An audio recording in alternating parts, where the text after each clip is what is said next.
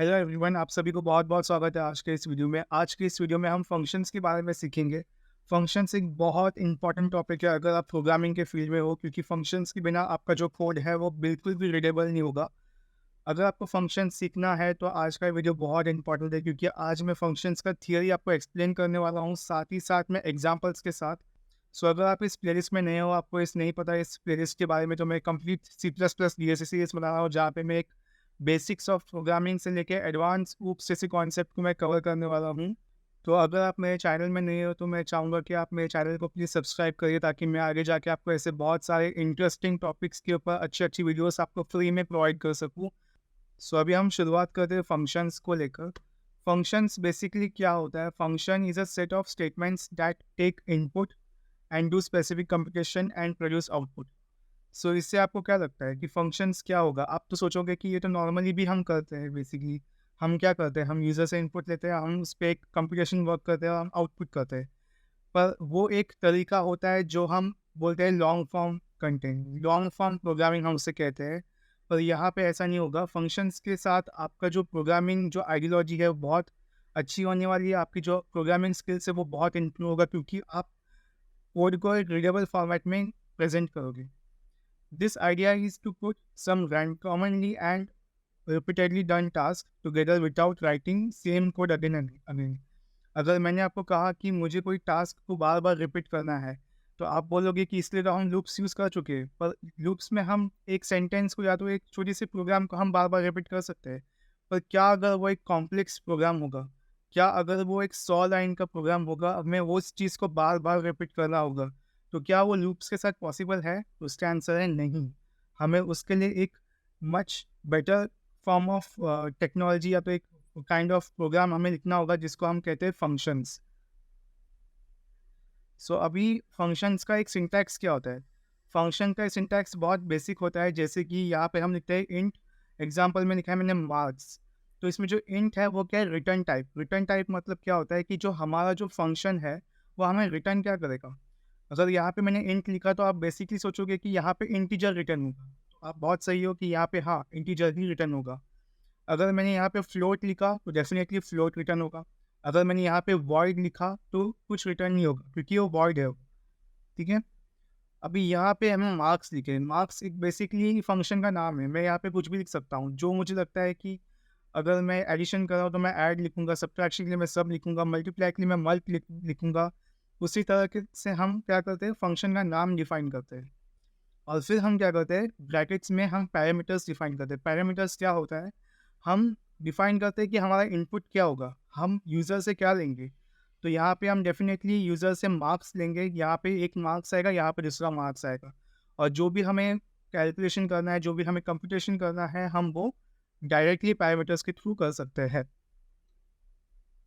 तो इसी तरीके से मैंने एक एग्जाम्पल दिखाया आपको। ये एग्जाम्पल बेसिकली क्या है, ये हमें फाइंड आउट करेगी कि कौन सा नंबर मैक्सिमम है, और जो नंबर मैक्सिमम है हमें उस मैक्सिमम नंबर का वैल्यू हमें डिफाइन करके देगी।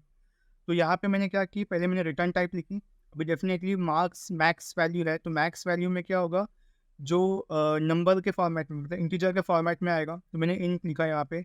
ये मैं फंक्शन की नए में जो है मैक्स फंक्शन, और यहाँ पे मैं दो इनपुट पैरामीटर्स दिए जो है इंट एक्स और इंट वाई।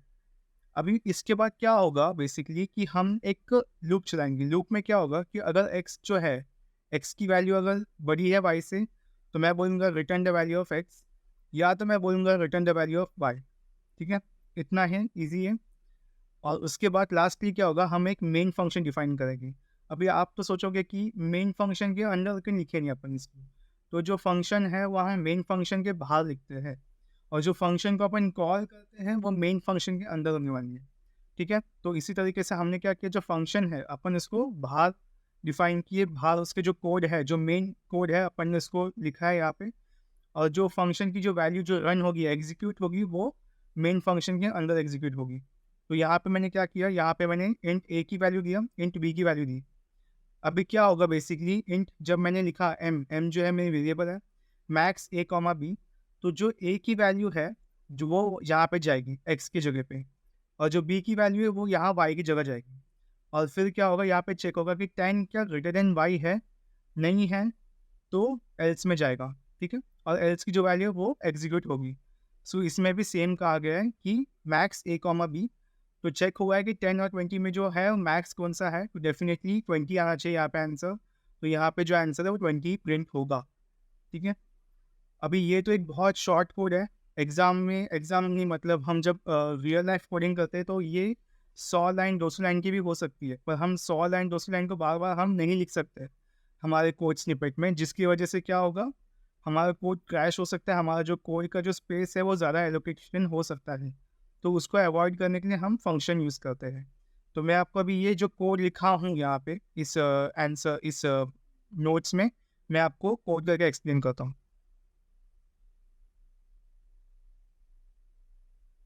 सो यहाँ पे मैं एक नया फाइल क्रिएट कर चुका हूँ, functions.cpp। अब मैं क्या करूँगा, यहाँ मैं कोड टेम्पलेट इंपोर्ट करूँगा। अभी आप सोचोगे कोड टेम्पलेट क्या है, तो मैंने इस पर डेडिकेटेड वीडियो बनाया है जहाँ पे मैंने पूरा कोड टेम्पलेट कैसे बनाते हैं, यूजर स्निपेट्स कैसे लिखते हैं, वो मैंने एक्सप्लेन किया है। आप जाके डिस्क्रिप्शन में चेक कर सकते हो। तो हम चलते हैं अभी कोड लिखने में। सो पहले मैं लिखता हूँ कि int a comma int b, int a comma b. ठीक है, अभी मैं क्या करूँगा, cin enter the value of ए,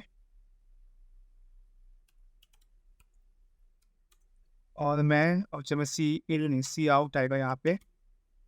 ठीक है, अभी मैं सी इन लिखता हूँ, सी इन में आएगा जो ए की वैल्यू है वो। अभी मैं इसको कॉपी करके वापस पेस्ट करता हूँ नीचे। यहाँ पे मैं बी लिखता हूँ और यहाँ पे भी मैं बी लिखता हूँ। अब क्या होगा, अब मैं लिखूँगा कि सी आउट में मुझे एम भी चाहिए होगी, int m equal to max a comma b. अभी जो मेरी कोड है उसको पता नहीं मैक्स क्या है, तो वो कंफ्यूज हो चुका है बहुत।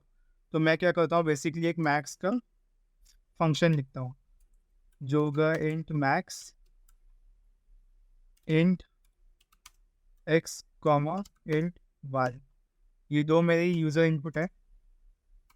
अब मैं यहाँ पे लिखता हूँ if x is greater than y, तो बेसिकली रिटर्न कर देना एक्स। अगर ये नहीं है तो रिटर्न कर देना वाई। ठीक है, आई होप सो आपको समझ आया होगा मैंने कैसे फंक्शन लिखा है। मैं आपको एक्सप्लेन करता हूँ कोड लिखने के बाद, एग्जीक्यूट करने के बाद।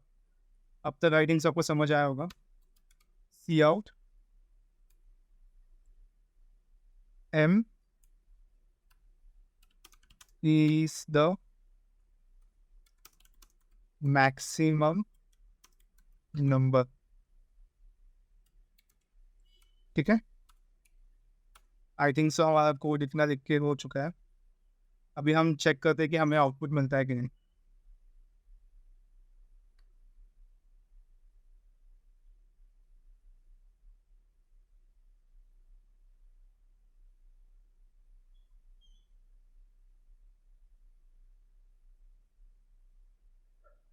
अब यहाँ पे पूछा गया है enter the value of a, मैं बोलूँगा 10, बी 20।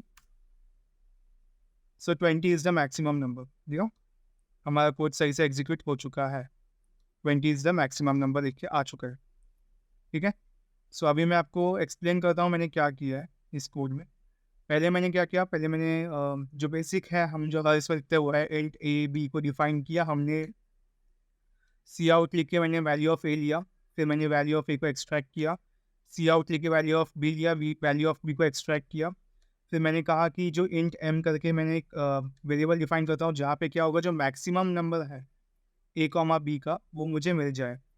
तो ये जो नंबर है वो यहाँ से आएगी, बेसिकली यहाँ से आएगी इंट एक्स कॉमा वाई से। यहाँ पे 10 और 20 की वैल्यू आएगी। 20 फिर कंडीशन चेक होगी, अगर कंडीशन सेटिस्फाई करती है तो ये एग्जीक्यूट होगा, नहीं करती है तो ये एग्जीक्यूट होगा। तो उसी तरीके से हमारा जो एक्स और वाई की वैल्यू है वो हो जाएगी सेटिस्फाई। और फिर हम प्रिंट करेंगे कि m is the maximum number, जो मैक्सिमम नंबर है इसमें से वो यहाँ पे आ जाएगा। तो आई थिंक सो आपको समझ आया होगा कि कैसे हम लिखते हैं इस फंक्शन को, डिफाइन कैसे करते हैं, कैसे हम कोड लिखते हैं। तो हम चलते हैं अभी आगे की कॉन्सेप्ट पे।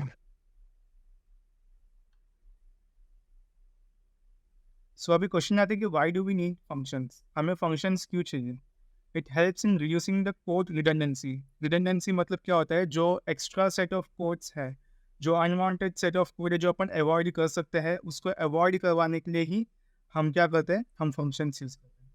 दूसरा है कि मेक कोड मॉड्यूलर।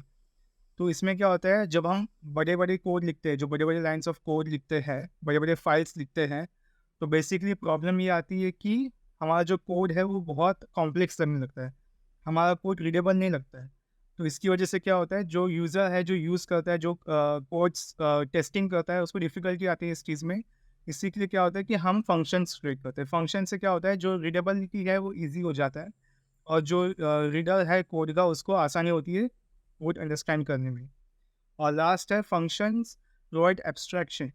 एब्स्ट्रैक्शन मतलब क्या है कि हम लोग लाइब्रेरी फंक्शंस क्रिएट कर सकते हैं, बिना सोचे हम यूज़ कर सकते हैं। जैसे कि आपको आगे आके समझ आएगा कि लाइब्रेरी फंक्शंस क्या है, मैं नीचे एक्सप्लेन कर चुका हूँ उसके बारे में। तो उससे क्या होगा कि हम बिना कुछ सोचे समझे हम डायरेक्टली यूज़ कर सकते हैं, बिना समझे कि उसमें जो बैकएंड में वर्क क्या हो रहा है, मतलब जो पीठ पीछे क्या हो रहा है, उस कोड के साथ, उस कंप्यूटेशन पावर के साथ हमें नहीं पता हो के भी हम उस फंक्शंस को यूज़ कर सकते हैं। यही पावर है फंक्शंस का। सो अभी 2 टाइप्स ऑफ फंक्शन है, एक है यूज़र डिफाइंड फंक्शन और एक है लाइब्रेरी फंक्शंस। अभी यूज़र डिफाइंड फंक्शन क्या होता है? यूज़र डिफाइंड फंक्शन एक ऐसा चीज़ है जो हम खुद लिखते हैं, ताकि हमारा जो कोड का है कॉम्प्लेक्सिटी वो कम हो जाए, ठीक है? तो बेसिकली यूज़र डिफाइंड फंक्शन का एग्जांपल जो अपन ने अभी किया, मैक्स फंक्शन अपन लिखा, क्यों? क्योंकि हमें नहीं चाहिए कि हमारा जो कोड है वो कॉम्प्लेक्स बने। हम नहीं चाहते कि हमारा जो कोड का पूरा जो कॉम्प्लेक्सिटी वगैरह है वो हम नीचे ही इंट मेन के अंदर डिफाइन करें। तो इसी के लिए हम क्या करते हैं, यूज़र डिफाइंड फंक्शन लिखते हैं। तो user defined functions are only built to satisfy the conditions which users are facing. जो हम फेस करते हैं बेसिकली उसको ही अवॉइड करने के लिए हम यूज़र डिफाइंड फंक्शन लिखते हैं। अगला है library function. Library functions are also called as built in functions. Built in function बस ये हमने नहीं लिखा है, ये सी प्लस प्लस हमें ऑलरेडी प्रोवाइड करती है। ये जो एडवांस प्रोग्रामर्स है, जो इस फील्ड में बहुत एक्सपर्टीज़ है जिनका, उन्होंने लिख के हमें दिया है ताकि हम इसको यूज़ कर सकें बिना किसी झंझट के, ठीक है? शायद हमें बहुत कुछ चीज़ें ना समझे, हम उतने एडवांस नहीं हो चुके इस फील्ड में, बट यूज़र डिफाइंड फंक्शन से जो लाइब्रेरी फंक्शंस है वो हमें इस चीज़ में आसानी देती है कि हम ये इस फंक्शन को यूज़ कर सकते हैं बिना कुछ सोचे समझे कि इसका बैकएंड में क्या लिखा है। अभी for example SQRT. SQRT basically use होता है जब अपन को square root of a number निकालना होगा तो। फिर एक है एस सेट डब्ल्यू और एक है S T R C A T. S T R C A T use होती है जब हमें 2 स्ट्रिंग्स को कॉन्कैटिनेट करना होगा तब, ठीक है? आई होप सो आपको समझ आया होगा इतना अभी तक। अभी जो अगला चीज़ है वो है पैरामीटर पासिंग फंक्शंस। अभी parameters pass to functions are called actual parameters, ठीक है? Parameters received by function are called as formal parameters. अभी आप बोलोगे क्या समझा नहीं आपको शायद, ठीक है? पैरामीटर्स जो हम देते हैं फंक्शन को, उसको कहते हैं एक्चुअल पैरामीटर्स। पैरामीटर्स जो फंक्शन से लिया जाता है उसको कहते हैं फॉर्मल पैरामीटर्स। नीचे एग्जांपल मैंने दिखाया है। अभी ये मैंने फंक्शन लिखा है, ठीक है? अभी ये फंक्शन में जो लिखा है मैंने डिफाइन किया int x comma int y, ये हमने उसमें भी यूज़ किया था मैक्स फंक्शन में। तो इसको कहते हैं फॉर्मल पैरामीटर्स, ठीक है? ये फंक्शन के अंदर लिखा जाता है, ठीक है? और ये फंक्शन प्रोवाइड करती है मेन को। बट जो मेन के अंदर लिखा जाता है, जैसे कि अपन ने उस कोड में लिखा था, अपन ने इंट ए और बी को डिफाइन किया था, यूजर से अपन ने लिया था, तो वो है actual parameters which are received by the function, ठीक है? हमने लिखा है यहाँ पे received by the function, received by function, pass to function. Pass to function को अपन कहते हैं एक्चुअल पैरामीटर्स और रिसीव्ड बाय फंक्शन को अपन कहते हैं फॉर्मल पैरामीटर्स, ठीक है? आई थिंक सबको समझ आया होगा कैसे काम करता है। अभी हम समझते हैं पास पैरामीटर्स के बारे में।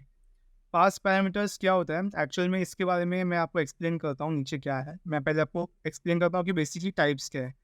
2 टाइप्स है पास पैरामीटर्स के, एक होता है पास बाय वैल्यू, एक होता है पास बाय रेफरेंस। अभी पास बाय वैल्यूज़ क्या होता है, values of actual parameters are copied to functions formal parameters, ठीक है? जो हम कॉपी करते हैं ये एक ओरिजिनल कॉपी नहीं है, ये एक डुप्लीकेट कॉपी है, ठीक है? अगर मैंने इस फंक्शन में कुछ चेंज किया तो इसका जो असली वैल्यू है, जो इसकी रियल वैल्यू है, उसको कोई असर नहीं पड़ेगा, ठीक है? अभी फॉर एग्जांपल हमने जब कोड लिखा था तो अपन ने ऊपर एक्स और वाई को डिफाइन किया था, नीचे अपन ने ए और बी को डिफाइन किया था।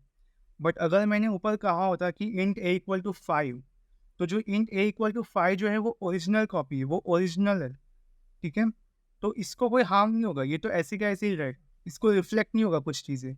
अगर मैंने ए की वैल्यू नीचे जो चेंज किया होगा, अगर मैं समझो नीचे आके ए की वैल्यू चेंज कर दी मैंने, 5 की जगह मैं 7 कर दी, तो जो ओरिजिनल वैल्यू है वो ओरिजिनल ही रहेगी, वो चेंज नहीं होगा। तो इसी को कहते हैं पास बाय वैल्यू। सो आप वापस पढ़ लेना कि आपको समझ आ चुका होगा शायद। अभी है पास बाय रेफरेंस। इसमें क्या होगा, इसमें जो एक्चुअल और फॉर्मल पैरामीटर्स है वो एक ही जगह रेफर होगा, वो एक ही मेमोरी लोकेशन में रेफर होगा, जिसकी वजह से अगर हमने कुछ चेंज किया तो वो रिफ्लेक्ट करने वाली है, जो ओरिजिनल वैल्यू है वो भी चेंज हो जाएगी, ठीक है? तो इसको कहते हैं पास बाय रेफरेंस। आई होप सबको समझ आया होगा इसके बारे में क्या है। अभी मैंने एक एग्जाम्पल लिख के दिखा है, जिसमें मैंने क्या किया, power of the given number मैंने एक कोड लिखा है। ये मैं कोड आपको VS कोड में करके दिखा दूंगा। पहले मैं आपको एक्सप्लेन करता हूँ क्या है यहाँ पे। पहले मैंने फंक्शन लिखा इंट पावर करके। इंट पावर में मैंने क्या किया, इंट ए और इंट बी, मतलब दो पैरामीटर्स डिफाइन किए। अभी यहाँ पे क्या है, आंसर इक्वल टू 1 किया मैंने। अभी इसमें क्या हो रहा है कि for int i equal to 1, i is less than equal to b, जो भी मैंने सिखाया आपको अभी तक फंक्शंस में, आपको लूप्स में सिखाया है कि ये काम कैसे करता है, तो मैं आपको ये पूरा एक्सप्लेन नहीं करूँगा। आप जाके लूप्स का वीडियो देख लेना, आपको समझ आ जाएगा कैसे मैंने किया है इसको, ठीक है? So answer equal to answer into a, return answer, ठीक है? फिर मैंने क्या किया, इंट में यहाँ पे ए कॉमा बी लिया मैंने, और मैंने यूज़र से इनपुट लिया ए कॉमा बी का। अभी मैंने क्या कहा, int answer power of a comma b. तो क्या होगा जी, बेसिकली जो वैल्यू है ए कॉमा बी का, ये यहाँ से लेकर जाएगी सीधा यहाँ पे इंट ए कॉमा बी में। फिर ये जो फंक्शन है, जो है पैरामीटर से, वो रन होगा, और जो अपने को आंसर मिलेगा वो यहाँ पे आ जाएगा। So the answer is XYZ, जो भी अपना आंसर आता है वो, ठीक है? मैं आपको कोड करके दिखाता हूँ, फिर मैं आपको वापस एक बार एक्सप्लेन करूँगा क्या हुआ एग्जैक्टली। सो मैं इसमें लिखता हूँ, कोड टेम्पलेट लिखता हूँ, और मैं यहाँ पे आपको एक्सप्लेन करता हूँ कि मैं कैसे इस कोड को लिखता हूँ। सबसे पहले मैं क्या करूँगा, मैं यहाँ पे लिखूँगा कि इंट ए कॉमा बी, ठीक है? अभी लिखूँगा cin cout, enter the value of a, c एर ए, फिर मैं सी आउट लिख के वापस वैल्यू ऑफ बी दूंगा,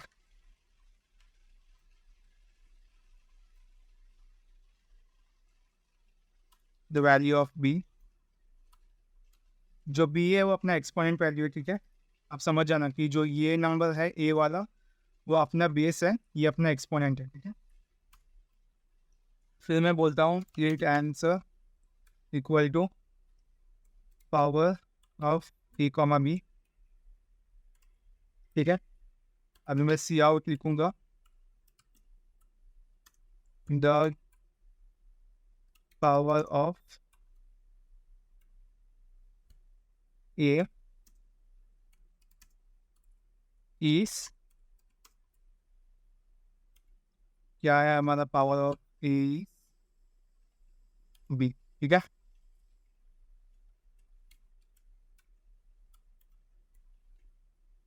चलो अभी चेक करते हैं हम। अभी हाँ, इसमें पावर तो मैंने फंक्शन लिखा ही नहीं, सॉरी। तो मैं लिखूंगा इन पावर के अंदर मैं दो चीज़ दूंगा, वो होगा int a comma int B, ठीक है? इतना लिखा अपन ने। अभी मैं यहाँ पे लिखूंगा इंट आंसर इक्वल टू 1, फिर मैं फॉर लूप चलाऊंगा। फॉर लूप में मैं बोलूँगा इंट ए जो वैल्यू है, इंट आई की वैल्यू है 1 से स्टार्ट हो, 1 से स्टार्ट होके मैं कहाँ तक चाहूँगा, value of equal to b, जो अपने एक्सपोनेंट की वैल्यू है वो, ठीक है? आई थिंक सो अभी तक सब सही है। और मैं लिखूंगा answer equal to answer into a, okay? I think so, तो वो समझ आएगा कैसे लिखना है मैंने यहाँ पे। और मैं बोलूँगा रिटर्न जो करो वो आंसर को रिटर्न करो, मुझे आंसर की वैल्यू चाहिए। फाइन, चलो अभी चेक करते हैं। सो यहाँ पे ए की वैल्यू पूछी गई है, मैं बोलूँगा यहाँ पे ए की वैल्यू 10, बी की वैल्यू 2, तो एंटर द पावर ऑफ 10 बीस 2,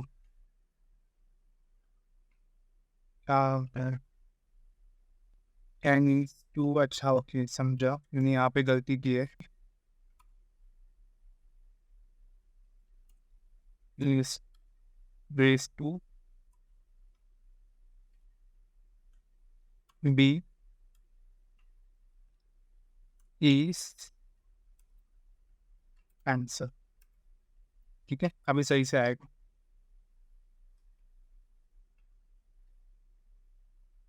value of a is 10 to 10 square is 100।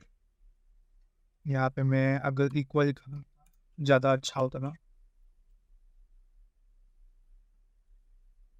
सो यहाँ पे आएगी 10 10, तो ये जो है वैल्यू वो है 10 की वैल्यू अपन ईजी लेते हैं कुछ, जैसे कि 2 2 4। ठीक है, आई थिंक सो आपको समझ आएगा वीडियो। तो thank you so much for watching, and video को लाइक करना, चैनल को सब्सक्राइब करना। मिलते हैं फिर नेक्स्ट वीडियो में।